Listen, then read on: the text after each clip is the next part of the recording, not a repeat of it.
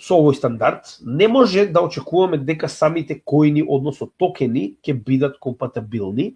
Зошто?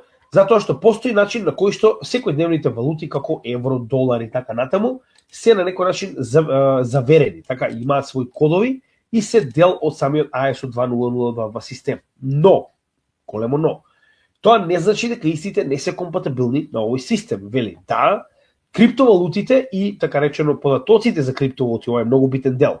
Тоа значи дека блоковите кои што се запишени на еден блокчейн можат да бидат испраќани, погледнете го ова, преку ISO 20022. Автоматски овој стандард ги препознава форматите на блокчейн како што е самиот блокчейн. Значи, оние формати за блокови, така. Програмскиот јазик би рекол во оваа стација. Но единствена разлика е тоа што се уште не може да ги верификува, да ги валидира. Ова се очекува да биде отстрането наскоро